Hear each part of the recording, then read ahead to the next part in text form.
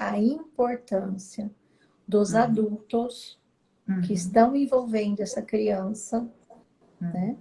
Porque a escolha do adulto envolve a criança. Sim. Quanto melhor condições eles têm de também estarem em paz com a escolha deles. Sim. Porque tem isso, porque Tem. se ele não está tranquilo com a escolha que ele fez, que seja a adoção, que seja a inseminação artificial, que seja a adoção de óvulos, né? Se ele não está tranquilo com aquela verdade para ele, vai ficar muito ameaçador para ele compartilhar a verdade com o filho. Sim. Sim. E aí ele cria essa questão relacional que pode sim desencadear um trauma na geração futura. Pode. Pode. Uhum. Porque se eu se meu pai guardou esse segredo sobre mim, né? Se meu pai não consegue falar disso comigo, se meu pai não admite, né, que isso possa ser algo normal, então eu sou anormal. Exatamente. O filho se sente anormal. Sim.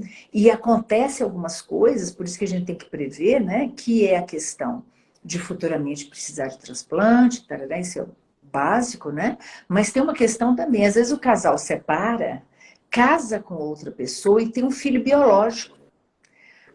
Sim. Aí o filho nasce, é uma comemoração, é uma festividade, é uma coisa, as vovós ficam doidas, os vovôs ficam felizes demais, e a criança fala, ué, comigo não foi assim. Eu Exatamente. não lembro de ter sido um filho tão comemorado, porque existe uma memória celular, né? As crianças, elas sabem, né, o que acontece na vida delas, no corpo delas, né? O corpo fala. Então, adulto, não seja perverso de dizer que essa criança está criando coisas na cabeça dela. Não, não pode. Não sejam Não perversos. pode. Então, o que a gente entende, Cláudia, que é muito importante também falar? Que a linguagem da família, e a verdade é uma das partes da linguagem, da comunicação dentro de uma família, né? A verdade contada com as palavras adequadas em cada idade, né? Em cada circunstância. Essa linguagem e essa maneira de comunicar as coisas é que vai dar o tom, que vai dar a condição da família ficar bem ou não. Tá? Se vamos dizer, um filho que foi adotado pelo pai, mas ele veio da relação extraconjugal da esposa, tá? Mas o pai adotou. Se esse pai, no auge de uma briga com a esposa, vira e joga assim, eu até adotei filho que não é meu, Sim. isso acontece. Sim. Na hora do divórcio, tá? Isso acontece, isso é um drama, isso é uma tristeza profunda, até para o terapeuta. Sim. Na hora do divórcio, o pai vai, pega um DNA, leva para o juiz e fala assim, olha aqui, ó, o que essa mulher fez. E aí aquele Eu não, e filho outra coisa, eu não quero mais esse filho. Eu vou exatamente, desistir. aquele filho que tinha um pai por 7, 8 anos, ele não tem mais aquele pai. Sim, mas aí que entra as coisas boas da gente entender o direito de família e apoiá-lo. Criou-se a parentalidade socioafetiva.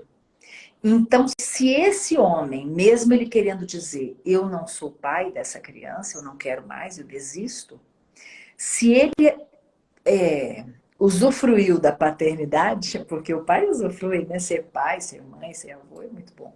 Então, se ele usufruiu dessa paternidade, deixou essa criança chamada de pai, incorporou essa criança no universo familiar dessa maneira, ele, juridicamente, ele não pode desistir. Isto garante para a criança os direitos jurídicos, mas não os Jurídico. afetivos. Não os afetivos, porque uma vez que ele ouve, eu não quero ser seu pai, eu não quero ser sua mãe, eu desisto de você, tá? Eu não quero mais ficar com você, já traumatizou. Tá? Porque, então, isso que a gente tem que entender, não é a relação biológica que determina a composição das famílias. Não é a família monogâmica ou a família trisal, né? Nós nem falamos aqui a família que tem, né, 3 elementos que convivem, que ficam juntos, moram juntos, que hoje dentro da esfera jurídica também é possível, né? Então não é isso, ou se eu sou filho de um namorado que a mamãe teve fora do casamento. Os filhos conseguem entender isso. Tá? Os filhos conseguem. Eu sou filho de um namorado da minha mãe. Mas minha mãe continuou casada. Meu pai que me adotou, achei isso legal, mas eu soube da verdade sempre. Sempre eu soube que eu tenho o pai que me adotou e tenho outro pai que era o namorado da minha mãe. Tá. Então, se isso é uma combinação familiar, a família, o casal consegue falar disso de uma forma colaborativa, humana, compreensiva, né? Eu compreendo por que isso aconteceu, eu compreendo que existe uma crise naquele momento, né? Minha mãe teve um namorado. Os filhos conseguem entender isso. Agora, quando o pai fala, eu não quero ser seu pai mais, porque eu briguei com a sua mãe e eu só queria ser seu pai porque eu era casado com ela ou eu gostava dela. Se eu desisto dela, eu desisto de você. Geralmente esse filho fica traumatizado e provavelmente ele desiste do pai também. E ele vai ficar muito mal.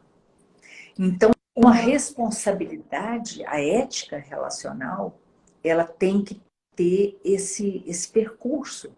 E é isso que a gente fala com as famílias, né? A importância de se cuidar das relações. Seja qual for, tá? Qualquer relação. E até para romper relação. Né? Porque tem consequência, né? Tem consequência. Alguém aqui que está participando disse assim, a lei permite a multiparentalidade.